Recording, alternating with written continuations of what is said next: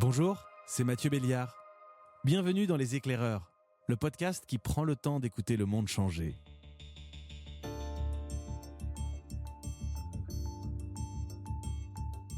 Autant vous le dire tout de suite, je n'ai pas de chiffres précis sur le sujet dont on va parler dans cet épisode, pas encore. Mais c'est une certitude, la pauvreté va exploser dans les mois à venir.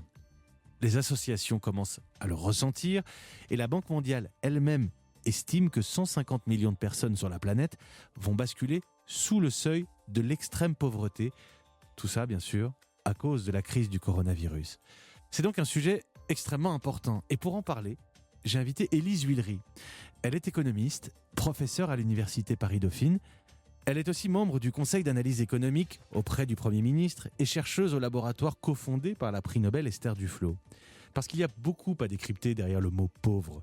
Élise Huillery explique notamment que lutter contre la pauvreté, c'est un choix politique, mais que c'est aussi un choix économique. On pourrait très bien décider de faire une croissance libérale sans justement avoir cet État qui redistribue. C'est un choix, c'est un modèle.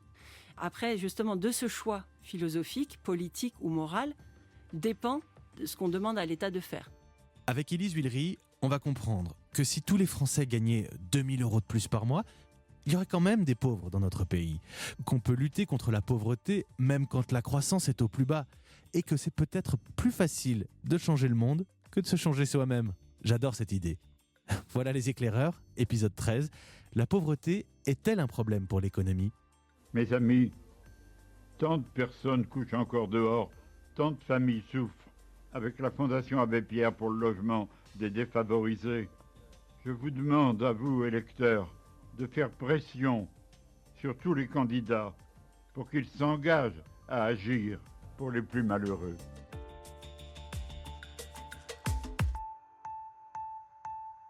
Bonjour Élise Huillery. Bonjour. Alors c'est la question piège évidemment. On va démarrer par le piège. C'est quoi un pauvre ? C'est quoi la pauvreté ? Alors, malheureusement, il y a plusieurs définitions. Alors, ce qu'ont les gens en tête en général, ça va être les gens qui sont vraiment sans domicile fixe, qui sont vraiment pas capables de subvenir à leurs besoins de base. Et ça, c'est très, très, très faible en France, le pourcentage de pauvres. Alors, on a du mal à les dénombrer d'ailleurs, parce qu'ils sont par définition pas forcément recensés administrativement quelque part, mais c'est les gens qu'on voit à la rue, c'est les gens qui ont même pas de quoi se nourrir, se loger. En revanche, en France et en Europe en général, on a une définition de la pauvreté qui inclut beaucoup plus de monde. En fait, on va définir la pauvreté comme une distance par rapport au revenu moyen, médian en réalité, donc c'est-à-dire le revenu qui sépare la population en deux parties égales. Donc en France, c'est 1 700 € ce revenu médian. Et on va dire que quelqu'un est pauvre s'il vit avec moins de 60% de ce revenu médian, c'est-à-dire 1 000 €. Donc ça ne veut pas dire qu'il n'a pas de quoi manger, ça ne veut pas dire qu'il n'a pas de quoi se nourrir ou se vêtir, ça veut dire qu'il est trop éloigné du reste de la société pour pouvoir vivre avec un standard équivalent. Donc en fait, ce qui est important, c'est que la définition de la pauvreté, c'est une mesure d'inégalité, c'est une mesure de distance sociale par rapport au reste de la société. Alors, je vais dire quelque chose qui peut peut-être choquer ou paraître très bizarre. C'est que, par exemple, imaginez que dans la société française, on multiplie par 2 tous les revenus, il y aura autant de pauvres. Parce que ça ne changera absolument rien à l'écart entre le bas et le haut. En fait, il faut, pour qu'on ait plus de pauvreté en France, il faudrait que ceux qui sont en bas progressent plus que les autres. Vous, Élise Huillery, vous êtes économiste. Est-ce que c'est naturel pour une économiste de s'intéresser à la pauvreté ? On va dire que d'ordinaire, quand on entend parler de sciences économiques, on s'intéresse plutôt à la croissance. Alors, je peux parler que pour moi. En fait, moi, j'ai fait de l'économie parce que je m'intéresse à la pauvreté. C'est la seule chose qui m'intéresse en économie. J'ai fait mes études à HEC. Ensuite, j'ai fait un doctorat d'économie. J'avais voyagé en Afrique, en Roumanie, donc j'avais côtoyé la pauvreté en tant qu'adolescente et jeune adulte. Et j'ai fait de l'économie en me disant, voilà, c'est la distribution des richesses qui me préoccupe. Alors, ça, c'est mon cas personnel. Est-ce que c'est quelque chose de naturel pour les économistes en général ? Oui, parce qu'en fait, l'économie, c'est la science de quoi ? C'est la science de la création de richesses et de sa distribution. Alors la création de richesse, là on est sur les questions de croissance, et comment on fait pour augmenter la croissance, donc la taille du gâteau.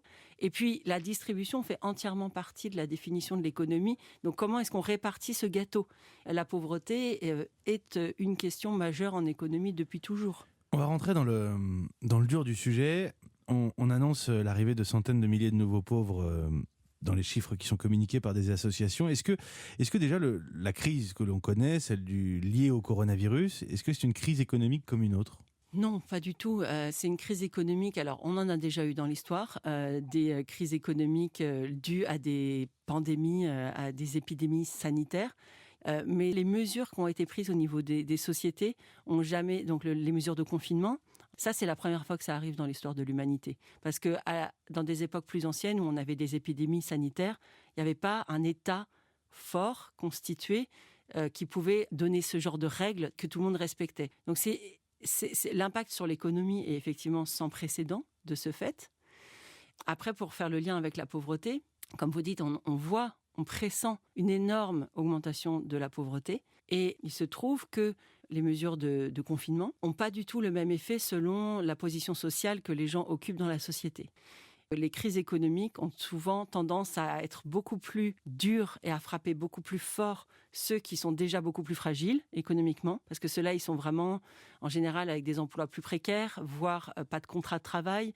Ils sont en intérim, donc ils ont pas exactement le nombre de mois qu'il faut pour avoir droit au chômage, etc. Donc, ces gens qui sont plus fragiles, quand on est dans des périodes de crise économique, c'est eux qui sont frappés plus que les autres. Ceux qui ont des emplois stables, avec des CDI, ils vont être en chômage partiel, ils vont toucher 86% de leur salaire, ça ne va pas les faire descendre en dessous du pays de pauvreté, ça va continuer à aller. Et on a même vu une forte augmentation de l'épargne pendant le confinement. Donc, la plupart des gens des classes moyennes supérieures et encore plus riches souffrent pas de la crise économique, du fait de leur stabilité dans l'emploi, du fait de la protection sociale très forte en France, et du fait qu'ils sont à des niveaux de revenus où même si on baisse un petit peu, ça va très bien. Il s'est passé ces derniers mois quelque chose d'assez extraordinaire. On a nationalisé les salaires en France avec le chômage partiel. C'est complètement inattendu, surtout d'un président quand même présenté comme libéral. C'est vrai. Alors, on a beaucoup appris de la crise de 2008-2009. C'est-à-dire que là, et ça a été quand même une réaction du gouvernement qu'on peut saluer, il n'y a pas eu d'hésitation pour venir en aide justement à cette économie qui était complètement à l'arrêt. Pourquoi je dis qu'on a beaucoup appris de 2008-2009 ? C'est qu'en 2008-2009, on n'a pas voulu faire le chômage partiel. Les Allemands l'avaient fait et on s'est rendu compte, dans les années qui ont suivi, on s'est rendu compte à quel point on avait fait une erreur. C'est-à-dire que quand on ne vient pas en aide aux entreprises, aux salariés tout de suite, après, on met des années et des années à s'en remettre parce que du coup, les gens perdent leur emploi, les entreprises ferment. C'est extrêmement long de rallumer tous les moteurs. Donc, en 2009, on a été un des pays qui a mis le plus de temps à redémarrer. On a une reprise économique qui s'est fait vraiment à partir de 2014-2015. Et on s'est rendu compte que la politique d'austérité, c'est-à-dire de ne pas vouloir lâcher la bride sur les dépenses publiques, avait été une erreur énorme. Donc là, il ne fallait pas refaire cette erreur-là. Alors j'ai assisté, donc je fais partie du Conseil d'analyse économique. C'est un groupe d'économistes indépendants, mais qui conseille le gouvernement. Et en avril, au moment où il fallait prendre les décisions, j'ai été agréablement surprise que dans ce groupe d'économistes, alors qu'on est de tendance plus ou moins libérale ou plus ou moins de gauche, il y a des dissensions entre nous. Là, il y avait une unanimité pour dire il faut soutenir massivement les entreprises. Il faut faire le chômage partiel, donc rendre public tous les salaires, comme vous dites, sans aucune hésitation. Donc, il y a vraiment eu ce consensus et ça a aidé effectivement énormément la prise de décision de savoir que tous les économistes préconisaient la même chose, quelle que soit leur tendance plus ou moins libérale au départ, pour pas faire la même erreur que ce qu'on avait fait dans la crise précédente. Dès les jours à venir, un mécanisme exceptionnel et massif de chômage partiel sera mis en œuvre. L'État prendra en charge l'indemnisation des salariés contraints à rester chez eux. Je compte sur vous pour faire nation. Nous tiendrons, quoi qu'il en coûte. Alors je parlais du chômage partiel. Le problème, c'est que pour toucher le chômage partiel, il faut déjà être salarié. Ouais. Et comme on parle de pauvreté, on parle aussi de gens qui n'ont pas ce statut salarié, a priori CDI, pour pouvoir bénéficier du chômage partiel dans la durée. C'est ça, c'est exactement ça le problème. On a une protection sociale qui est vraiment fondée sur le type de contrat de travail qu'on a. Tous les contrats intérimaires, par exemple, alors là, c'est vraiment la catastrophe. Et puis, on a quand même encore une part, notamment pour beaucoup d'étudiants qui sont moins de 25 ans, en tout cas, qui sont soit étudiants, soit pas encore insérés sur le marché du travail. On a encore une part de travail, je dirais pas informel, mais enfin quasiment. C'est-à-dire que soit ils sont complètement informels, c'est-à-dire ils filent un peu la main avec des petits jobs dans les bars, les restaurants, etc., sans être même déclarés. Soit ils le sont, mais avec à la vacation, c'est-à-dire ils sont payés 1 heure quand ils travaillent 1 heure, et puis c'est tout. Donc pour tous ces gens-là, effectivement, il n'y a pas de protection sociale. Et en fait, ce sont déjà les franges de la population qui étaient un peu justes, d'où l'augmentation forte de la pauvreté que l'on va observer. En fait, j'ai l'impression que cette crise, elle va nous permettre peut-être de faire un pas en avant dans la protection sociale. On a déjà une protection sociale qui est une des meilleures du monde, faut pas tout le temps se plaindre. Mais on voit bien que quand on est un indépendant ou quand on est un intérimaire, il faut quand même qu'on puisse cotiser à de la protection sociale plus comme le font les salariés et pas laisser libre choix aux individus de cotiser ou pas, parce que sinon ils ne le font jamais. Parce qu'en fait, à la fin du mois, si vous avez un petit salaire d'indépendant et on vous dit est-ce que tu veux mettre 40% de ce salaire dans la protection ? Non. Donc il faut qu'il y ait une organisation sociale qui permettre que ce soit fait sans que ça dépende de la décision des individus. Mais c'est de la bonne coercition, c'est-à-dire c'est de la coercition pour notre bien-être à nous, qui sommes un peu irrationnels dans nos décisions. Il n'y a rien de pire que de vivre à la rue. C'est extrêmement préoccupant pour un pays comme la France, un pays riche. Donc il nous faut un électrochoc. Après, il y a des réponses d'urgence et puis des réponses plus durables via des politiques sociales du logement plus offensives. On arrive très naturellement vers l'idée de trouver des solutions contre cette pauvreté. Et au regard de ce qu'on vient de se dire, Élise Villery, c'est clairement la mission de l'État, d'un gouvernement. C'est le rôle d'un gouvernement que d'organiser la redistribution des richesses, effectivement. C'est le rôle d'un gouvernement. Il y a tout un discours que les entreprises pourraient devenir d'elles-mêmes responsables et solidaires et écologiques par le même fait. Je pense que dans certains cas, si on n'oblige pas, ça ne se fera pas. Si on n'oblige pas quelqu'un qui gagne énormément d'argent à en redistribuer une partie pour la société, à être solidaire de la société, il ne le fera pas naturellement. Enfin, d'ailleurs, on a plein de preuves scientifiques qui nous montrent que c'est pas naturel pour un riche d'être solidaire des autres. Alors, on va pouvoir donner à des petites associations qu'on aime bien, etc. Mais c'est pas ça la solidarité dont on a besoin, un niveau d'ambition dont on a besoin. Donc effectivement, c'est le rôle d'un État que de prélever sur certaines personnes qui gagnent beaucoup d'argent, de redistribuer sous forme de services publics ou sous forme de transferts monétaires, mais les deux sont importants, vers des personnes qui ont moins de ressources. Ça, c'est le rôle d'un État. On ne peut pas attendre que les gens le fassent naturellement. Alors du coup, est-ce qu'on peut réduire, quand on est un État, la pauvreté sans croissance ? En ce moment, on est sans croissance, mais on sait bien pourquoi, c'est le Covid. En réalité, on est entre 1 et 2% de croissance de manière un peu structurelle. Voilà, d'accord ? Donc, ce n'est pas de croissance déjà. Et ce un petit peu de croissance, en fait, c'est juste que ça veut dire quoi ? Ça veut dire que le gâteau qu'on doit se partager grossit un tout petit peu, mais pas énormément. Mais ça ne veut pas dire qu'il est tout petit non plus. Enfin, je veux dire, le gâteau qu'on doit se partager, il existe, il est là, il croît de 1 à 2% par an. Évidemment que c'est absolument suffisant pour faire en sorte que dans la distribution de ce gâteau, on en redonne une part qui paraît décente à tout à chacun. Donc, il n'y a pas de besoin d'avoir 5 ou 10% de croissance pour commencer à se préoccuper de la plus petite part du gâteau. Alors, dans l'autre sens, est-ce qu'on peut sortir de la crise sans lutter contre la pauvreté ? Alors, si on est plus libéral, on pense qu'il n'y a qu'à faut que et que c'est de sa faute, c'est pas un problème finalement, la pauvreté. Si on pense au contraire que les pauvres ont subi des effets de circonstances, de là où ils sont nés, de comment ils ont été formés, éduqués, de l'accès qu'ils ont eu à la santé, à l'éducation, dans ce cas-là, c'est un problème d'équité. Après, il y a aussi un problème d'efficacité, c'est-à-dire que on pourrait, enfin en tout cas ça a été démontré dans certains travaux, le fait qu'il y ait de la pauvreté, finalement, limite la croissance. Parce que ce sont des personnes qui n'ont pas beaucoup de moyens de consommation, mais du coup, si on pouvait donner à ces personnes pauvres un capital humain un peu plus important, donc des formations, un accès à l'emploi, etc., on augmenterait la croissance. Donc c'est un problème à deux titres, au titre de l'équité et au titre de l'efficacité. Il y a quand même aussi l'idée répandue, très répandue même, que les aides sociales vont conforter certains dans la pauvreté, voire les dissuader de sortir de la pauvreté, de trouver un emploi, de monter une boîte, etc. Alors ça, c'est très important. C'est effectivement...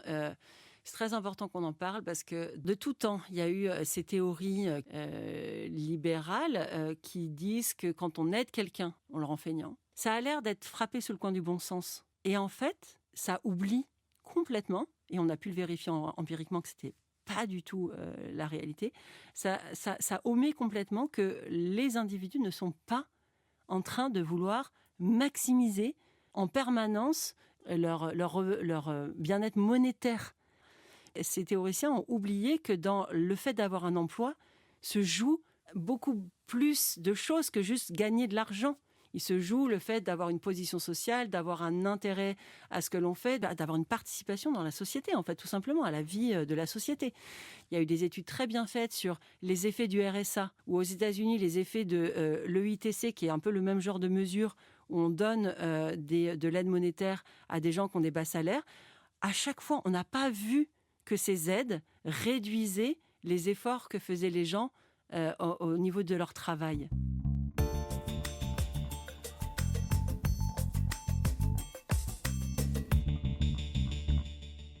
Vous m'avez dit tout à l'heure, Élise Villery, que si on doublait le salaire de tout le monde dans le pays, il y aurait autant de pauvres, puisque c'est relatif.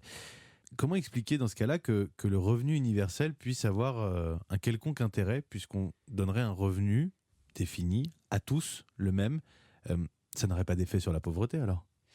Alors, le revenu universel, je crois qu'effectivement, il y a eu énormément de confusion sur ce que ça représente.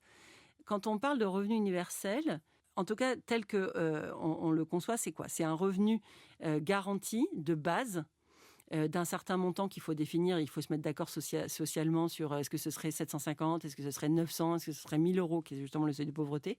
Après, ce que vous dites, c'est que la personne qui gagne aujourd'hui 4000 euros par mois, elle aurait aussi ce 1000 euros.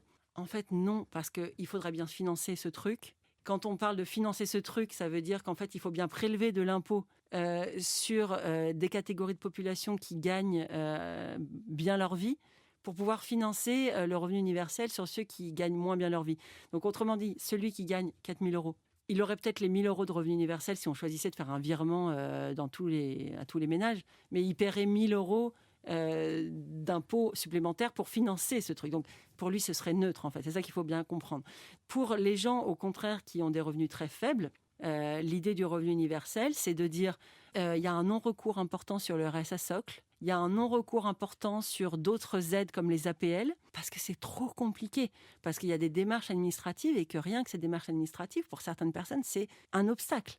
Donc l'idée du revenu universel, c'est pas très différent de ce qu'on a aujourd'hui, peut-être à un niveau plus élevé que les 540 euros de RSA socle, mais surtout le simplifier, l'automatiser, de manière à ce qu'il n'y ait pas ces phénomènes de non-recours qui aujourd'hui peuvent représenter jusqu'à un tiers des personnes qui auraient le droit à ces aides et qui ne les touchent pas. Est-ce que ça aide l'État finalement que d'avoir ces Français qui ne réclament pas leurs aides, ou au contraire, est-ce qu'on considère qu'il serait mieux finalement avec un minimum de revenus pour pouvoir consommer, ne peut-être pas se retrouver dans une situation pire que celle qu'ils connaissent aujourd'hui ? C'est intéressant parce que je pense que vous avez raison, la deuxième proposition que vous faites est vraie, c'est-à-dire qu'en réalité, il vaudrait mieux qu'ils touchent ces aides de manière à pouvoir reprendre un premier pied dans la vie économique, la consommation, et pour pouvoir aller mieux et s'en sortir. Donc en fait, je pense que le gouvernement, malheureusement, doit raisonner à très court terme en termes budgétaires en disant finalement, s'il y a 30% des gens qui ne touchent pas les aides, tant mieux, ça nous fait ça au moins à verser. Mais en fait, c'est un raisonnement complètement trompeur parce qu'en réalité, quelqu'un qui ne touche pas les aides, c'est quelqu'un qui ne sortira jamais de sa condition de personnes extrêmement pauvres. Dans les éclaireurs, on a une question rituelle, une question qu'on pose à tous nos invités en fin d'entretien. Élise Huillery, est-ce que c'est plus facile de se changer soi-même ou de changer le monde ? Alors, je pense que j'ai envie de répondre, c'est plus facile de changer le monde. Je crois oui, c'est le 13e épisode, hein, je dis pas de bêtises, je crois que c'est la première fois. Non, c'est la première fois. Non, j'ai envie de dire c'est plus facile de changer le monde parce que mais là je fais peut-être une digression, mais je pensais à Paul Ricoeur qui dit l'autre est le plus court chemin entre moi et moi-même, c'est-à-dire qu'en fait peut-être on voit d'abord chez les autres mieux que chez soi-même, et que je veux dire que c'est grâce à la relation qu'on peut avoir avec une société, avec d'autres dans la société, donc sur lesquels peut-être on voit déjà plus clair qu'en nous-mêmes. Du coup, j'ai l'impression que peut-être, en tout cas ce qui est mon cas, c'est que je vais avoir plus de motivation et plus peut-être de clairvoyance pour agir à l'extérieur que sur moi-même, parce que peut-être je passe pas beaucoup de temps à penser à moi-même et à comment changer. Ça m'intéresse pas beaucoup finalement, peut-être moins en tout cas que d'agir sur la société. En préparant cet épisode, on a trouvé avec l'équipe des éclaireurs un article que vous avez rédigé sur la culture de l'ascèse. C'est une philosophie très appliquée, hein, finalement, qui va prôner une certaine privation pour s'éloigner de valeurs épicuriennes qui nous pousseraient à surconsommer. Vous avez travaillé sur le Moyen-Âge, hein, il faut que je le précise. Mais est-ce qu'il y a une vertu à la pauvreté ? Non, la pauvreté telle qu'on l'a définie et telle qu'on en parle depuis le début de l'émission, il n'y a aucune vertu. Il y a une vertu à la sobriété.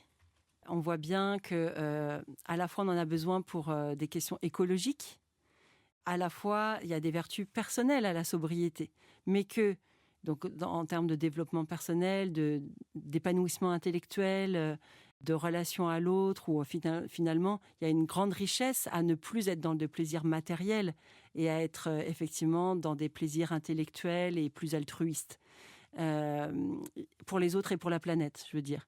Donc, il y a une très grande vertu à la sobriété, mais ce que j'ai voulu montrer dans ce travail de recherche que vous mentionnez, c'est que cela suppose un confort, un contentement de nos besoins matériels pour pouvoir accéder à cette sobriété qui rend heureuse.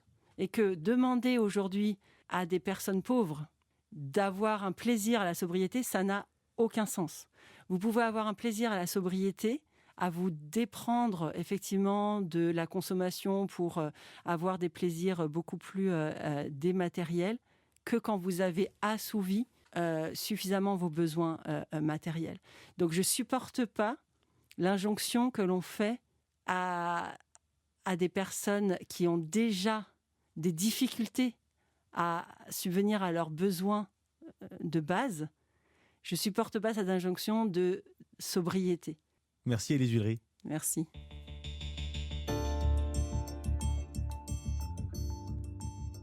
Vous venez d'écouter Les Éclaireurs avec l'économiste Élise Huillery.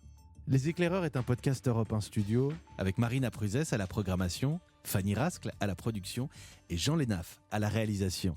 Si vous aimez ces interviews où on prend le temps de creuser un sujet, faites-les découvrir à d'autres, dans la vraie vie ou sur les réseaux sociaux. On est désormais disponible sur Deezer, en plus de toutes les autres plateformes, bien sûr, comme Apple Podcast ou Google Podcast.